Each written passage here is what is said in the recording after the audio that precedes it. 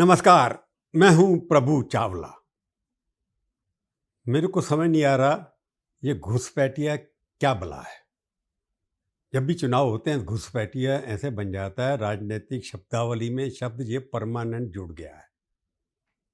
कई सालों से भारत के अंदर चल रहा है। 1971 में जब बांग्लादेश बना था तब से आज तक घुसपैठिया नाम की चीज खत्म ही नहीं होती। चुनावी प्रचार के माध्यम से जब भी कोई वोट मांगने जाता है, इस तरफ से या दूसरी तरफ से घुसपैठिया उसके अंदर सरकार ज़रूर बन जाता है।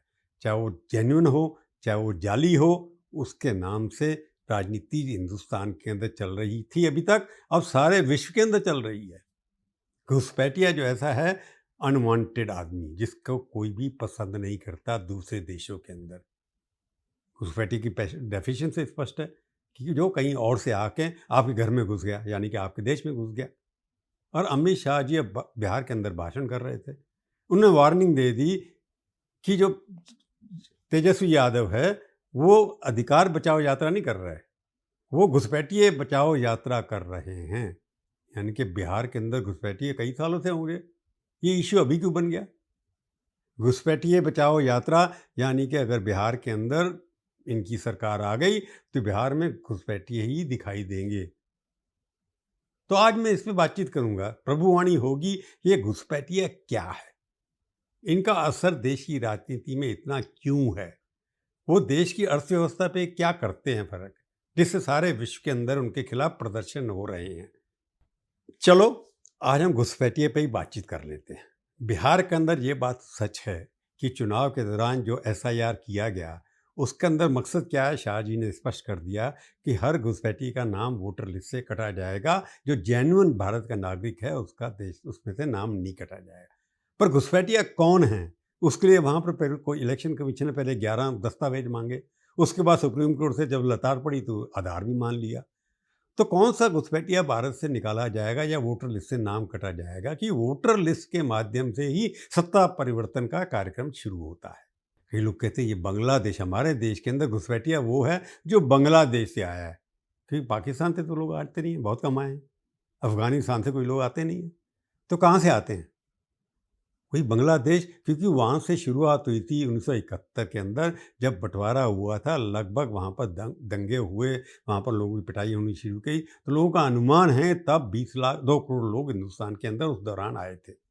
वो भारत के विभिन्न क्षेत्रों में बट गए, वहाँ पर रहना शुरू कर दिया। तो भारत की अर्थव्यवस्था की, भारत की समाजी व्यवस्था की वो बन गए एक किस्म से पार्टिसिपेंट, हिस्सा बन गए। परंतु जब भी चुनाव आता है, ये बांग्लादेशी जो हैं उनके ऊपर अब बाद में जो शुरू हुआ कि रोहिंग्या आते हैं बर्मा से, वो सारे के सारे यहाँ आकर शुरू होने गए।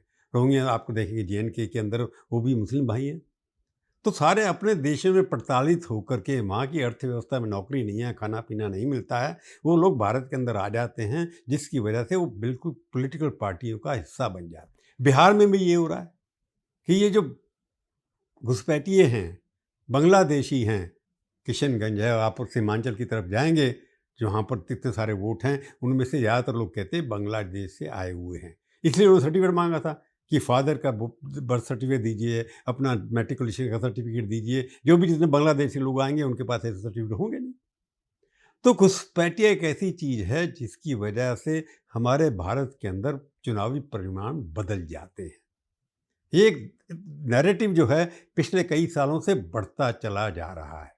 जब से बीजेपी आई है, कि उनका नारा पहले से बांग्लादेशियों के खिलाफ था, वो सत्ता का उसको एक पॉलिसी का पार्ट बना लिया उन्होंने कि हम इसके माध्यम से इन घुसपैठियों को बाहर करेंगे। पर घुसपैठियों की परिभाषा अभी तक तय नहीं हुई है। बीजेपी का अंदाज़ा है या कोई और लोग जो घुसपैठियों के खिलाफ हैं उनका अंदाज़ा ये है कि देश की कम से कम 50 से ज़्यादा लोकसभा सीटों के ऊपर ये घुसपैठिए परिणाम को बदल सकते हैं। लगभग 200 असेंबली सीट्स हैं बाकी प्रदेशों के अंदर, महाराष्ट्र के अंदर, वेस्ट बंगाल के अंदर, यूपी के अंदर, इवन दिल्ली के अंदर, बिहार के अंदर, जिसमें वो परिणामों को बदल देते हैं, सत्ता का परिवर्तन कर सकते हैं। बीजेपी के लोग तो कह भी रहे हैं कि घुसपैठियों की वजह से हमारा जो डेमोग्राफिक कैरेक्टर है कि बिहार का सारा बॉर्डर एक किस्म से बांग्लादेशियों से बसा हुआ बन जाएगा, इसलिए हमारे को इनके बाहर करना है। तो बांग्लादेशी ही घुसपैठिए हमारे लिए हैं। परंतु घुसपैठिए हमारे लिए वोट की राजनीति क्यों बन गए? जैसे मैंने बताया, अब पोलराइजेशन, पहले तो हिंदू मुसलमान का पोलराइजेशन होता था कि भारतीय जनता पार्टी हिंदुत्व का एजेंडा लेके राम मंदिर का, ट्रिपल तलाक का या 370 धारा का, हिंदू मुस्लिम राष्ट्रवाद जो है उसको आगे लेकर के चलती थी। जब चुनाव आता है तो घुसपैठिए की बात करती थी। पिछले 10 साल से भारतीय जनता पार्टी की सरकार देश के अंदर है और 2 तिहाई राज्यों के अंदर भी भारतीय जनता पार्टी का राज है। तो जो अभी तक ये प्रक्रिया जो शुरू हुई थी वो लगभग समाप्त हो जानी चाहिए थी, या 10, 1 लाख, 2 लाख, 4 लाख, 5 लाख घुसपैठिए तो आइडेंटिफाई करके निकाले जाने चाहिए थे कि नहीं। अभी पिछले दिनों दिल्ली में भी शुरू किया, कई जगह से लोग निकाले गए, गुड़गांव से सारे के सारे लेबर जो थी बांग्लादेश की उनको वहाँ से भगा दिया गया। परंतु सवाल ये उठता है घुसपैठियों को यहाँ पर आने कैसे दिया गया? ममता बनर्जी या वहाँ पर तेजस्वी यादव, वो तो यही कहते हैं कि बॉर्डर के ऊपर सिक्योरिटी तो होम मिनिस्ट्री की है। वो आके थे जाते हैं, किस रास्ते से आते हैं? कि बॉर्डर सिक्योरिटी फोर्स जब वहाँ खड़ी है उसी रास्ते से आते हैं, जहाज से तो आते नहीं, वो हमेशा ग्राउंड से आते हैं या नेपाल के रास्ते से आते हैं। तो इनके आने के पीछे कितनी करप्शन है, क्योंकि ये एक घुसपैठिया धर्म की राजनीति नहीं है, ये आर्थिक कारण भी बन गया कि आपको वहाँ से यहाँ आने में कितने पैसे बनाते हैं वो लोग, इसके ऊपर कभी बैठ इंक्वायरी नहीं की, क्यों नहीं कोई सस्पेंड हुआ आज तक। यहाँ पर आकर के जब बसते आते हैं, दिल्ली के अंदर जाकर के देखिए कई जगह पर आपको हज़ारों बांग्लादेशी मिल जाएंगे। उनके पास राशन कार्ड है, उनके पास आधार भी कई लोगों के पास है। वो कैसे बन गए, पुलिस वेरिफिकेशन में कैसे आ गए, इस सारे के ऊपर बातचीत कम होती है। घुसपैठियों को बाहर निकालो, इसके ऊपर चर्चा ज़्यादा होती है। तो ऑपोजिशन का कहना है ये घुसपैठिए आने के लिए जिम्मेवार केंद्रीय सरकार है, चाहे वो कांग्रेस की सरकार थी, सन 71 से आ रहे हैं लोग, तो उन्होंने क्यों नहीं रोकी? कि बीजेपी तभी आई है ना, या अटल जी की सरकार 6 साल के लिए थी। घुसपैठिए लगातार आते चले जा रहे हैं। रोहिंग्या जो आए थे सबसे ज़्यादा, तो अभी इस सरकार के राज में आए थे। महाराष्ट्र के अंदर शिवसेना ने बहुत शोर मचाया। अब शिवसेना जो है अब सरकार के साथ नहीं है। जो शिवसेना बाल ठाकरे की जो शिवसेना है या उद्धव ठाकरे की संख्या है वो तो उनके खिलाफ है। तो सारी की सारी ऑपोजिशन पार्टियों ने इसका मायना ये निकाला है कि भारतीय जनता पार्टी घुसपैठिए के नाम से बांग्लादेशियों के यहाँ रखना चाहती है। हालांकि किसी पॉलिटिकल पार्टी ये नहीं कहा घुसपैठियों को आप यहाँ से निकालिए। कांग्रेस ने भी कहा जिसको निकालना आप निकालिए, परंतु उसके लिए प्रक्रिया होनी चाहिए, लीगल डॉक्यूमेंटेशन होना चाहिए। ये नहीं कि आइडेंटिफाई कर दिया कि किसी बीजेपी कार्यकर्ता ने किसी घर के जाके सामने खड़ा कर दिया कि ये घुसपैठिया है, उसको यहाँ से हटा दिया जाना चाहिए। तो घुसपैठिए के माध्यम से वोट परिवर्तन करना, उसकी सत्ता का परिवर्तन करना, ये एक अच्छी बात है।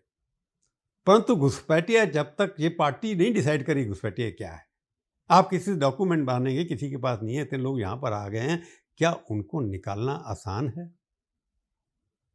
तो किस वजह से उनके पीछे पड़े हुए हैं?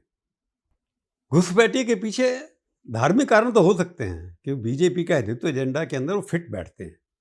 परंतु पिछले कई सालों से कितने घुसपैठिए आइडेंटिफाई करके निकाले गए, इससे ये प्रूव होता है कि इनको निकालना, उनकी पहचान करना या उनको भगाना यहाँ से आसान काम नहीं है। इनकी गिनती जिनको निकाला गया से, आपने खबर आई थी 11,000 बॉर्डर पे ऊपर रोक दिए गए, 400-500 गुड़गांव से दिल्ली से भगा दिए गए। परंतु कोई बड़ी खबर नहीं है, नंबर नहीं है। इसका एक आर्थिक कारण भी है। बहुत सारे मिडिल क्लास लोगों के घर में बांग्लादेशी लोग काम करते हैं। जितनी में हमारी जो घर के अंदर खाना सप्लाई करने की आते हैं, जोमेटो है, ये है, वो है, उसमें ज़्यादातर लड़के जो हैं बांग्लादेशी ही हैं। काम करने वाली बाइयाँ जो हैं वो भी बांग्लादेशी ही हैं। तो छोटे मोटे काम जो मिडिल क्लास को चाहिए वो बांग्लादेशी ही काम कर रहे हैं। उन्होंने चाहे अपना नाम बदल दिया हो, झुग्गी झोपड़ी पे रहते हैं, परंतु कारण यह है कि जब उनको निकाल नहीं सकते तो उनसे घबराते क्यों हैं? भारत वालों को दिखता है कि ये लोग बांग्लादेशी आतंकवादी ताकतों के साथ मिलकर कई बार छुप करके हमारी संस्कृति जो है उसके लिए खतरा बनते चले जा रहे हैं। वो एक किस्म से इस्लामिक फंडामेंटलिज्म जो है उसके साथ मिलकर के यहाँ पर कहीं ना कहीं अशांति पैदा करने की कोशिश कर रहे हैं। वोट तो यूज़ करके वो सरकार को देते, कांग्रेस को लगता है उनको वोट मिलते हैं, परंतु कारण अपोजिशन का एक तो धार्मिक तो है, परंतु आर्थिक भी है, क्योंकि वो नौकरियां भी हिंदुस्तान के लिए जा रहे हैं। पर नौकरियां जो कर रहे हैं भारत के लोग वो नौकरियां करना नहीं चाहते। तो अगर अर्थव्यवस्था का वो भाग बन गए हैं, इनफॉर्मल इकोनॉमी जिसे हम कहते हैं, कि जिसके अंदर काम करने वाले 2-2.5 करोड़ अगर बांग्लादेशी यहाँ पर हैं, तो किसी न किसी काम में अर्थव्यवस्था के अंदर काम कर रहे हैं। चाहे वो पंजाब के खेतों में काम कर रहे हों, चाहे दिल्ली में रिक्शा चला रहे हों, या महाराष्ट्र के अंदर रेस्टोरेंट छोटे-मोटे ढाबे चला रहे हों, हर जगह बांग्लादेशी जो घुसपैठे घुसे हुए हैं, उनको आइडेंटिफ़ाई करना बहुत ही मुश्किल है। परंतु घुसपैठियों को भी ऐसा काम नहीं करना चाहिए जिससे वहाँ की अर्थव्यवस्था को या वहाँ की सांस्कृतिक यूनिटी को या कि वहाँ की धार्मिक व्यवस्थाओं के ऊपर कोई अटैक हो। घुसपैठिया अब केवल भारत की समस्या नहीं है। अब सारे दोषियों को लगने लग गया, सारे विश्व के अंदर घुसपैठियों के खिलाफ एक जंग छेड़ दी गई है। पिछले दिनों लंदन के अंदर 10 लाख से ज़्यादा लोग खड़े हो गए रॉबिन्सन के नेतृत्व में। उनका नारा क्या था कि ये इन्फिल्ट्रेटर जाते हैं, हमारी कल्चर को ख़राब कर दिया, ब्रिटेन की संस्कृति को ख़राब कर दिया, क्रिश्चियनिटी के ऊपर अटैक किया, हमारी बेटियों को वहाँ पर रेप करके गैंग बनाए गए। उसके खिलाफ इतना बड़ा प्रदर्शन ब्रिटेन की, लंदन की हिस्ट्री में पिछले 100 सालों में नहीं हुआ। और वो नौकरियां यहाँ की छीन लेते हैं। तो आर्थिक चीज़ें बन गई। इस तरह अमेरिका के अंदर, ब्रिटेन के अंदर लगभग 1 करोड़ के करीब, 90 लाख के करीब इमिग्रेंट्स हैं जो बाहर से आए हुए हैं। वो पाकिस्तान से भी होंगे, अरब कंट्री से भी होंगे, बांग्लादेश से भी होंगे, वो सारे के सारे। यूरोप के अंदर भी लगभग 1.5 करोड़ रुपए हैं लोग हैं। वहाँ पर भी प्रदर्शन जर्मनी में हुआ, फ्रांस में हुआ, स्वीडन में हुआ, फिनलैंड में हुआ, सब जगह ये प्रदर्शन घुसपैठियों के खिलाफ होते जा रहे हैं। लगभग 1.5 करोड़ घुसपैठिए जो हैं अमेरिका के अंदर हैं, जिनको आप कहते हैं जो बाकी मुस्लिम देशों से आते हैं। अब ये नारा लगने लगा है कि ये मुस्लिम लोग अपने देशों के अंदर क्यों नहीं जाते। अगर बांग्लादेश से कोई भागा है या म्यांमार से भागा है, वो इंडोनेशिया क्यों नहीं जाता, वो मलेशिया क्यों नहीं जाता। 56 इस्लामिक कंट्री हैं, उसमें से अच्छे अच्छे सऊदी अरेबी हैं, अच्छे कंट्री हैं, कतार हैं, वहाँ क्यों नहीं जाते। क्योंकि वहाँ पर वो जो करना चाहते हैं वो कर नहीं पाते। बाकी देशों के लिए जाकर वो सांस्कृतिक कारण बन जाते हैं, खतरा वहाँ के मिलते नहीं उस कल्चर के अंदर। अब लंदन के मेयर के खिलाफ जो मुस्लिम है, पढ़ा लिखा है, उसके खिलाफ भी चार्ज लगने लग गया कि वहाँ पर मुस्लिम फंडामेंटलिस्ट को एनकरेज करता है। तो जो घुसपैठिया जो है, घुसपैठिया किसी दूसरे देश की कल्चर, आर्थिक व्यवस्था और उनकी एकजुटता में खतरा बनता चला जा रहा है। ऐसी इमेज उसकी बनती चली जा रही है। उसकी वजह से घुसपैठिया राजनीति की शटलकॉक भी बनता चला जा रहा है। अब घुसपैठिया किसी देश से हटा नहीं सकते, परंतु उनके खिलाफ एक प्रदर्शन होने से इनके ऊपर कितना अंकुश लगेगा ये तो आने वाले समय बताएगा।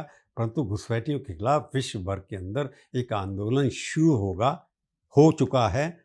इसलिए भारतवर्ष के अंदर भी जो पहले से चला रहा है उसकी आवाज़ ज़्यादा बुलंद होती चली जा रही है। आज की प्रभुवाणी में केवल इतना ही। फिर मिलेंगे, किसी और विषय पर बातचीत करेंगे। तब तक के लिए धन्यवाद। फिर कह रहा हूँ, मेरे चैनल को देखिए, अच्छी तरह देखिए, सब्सक्राइब करिए, मित्रों और रिश्तेदारों में शेयर करिए और टिप्पणी लिखिए, अच्छी, बुरी, खट्टी, मीठी। मैं बुरा बिल्कुल नहीं मानूंगा।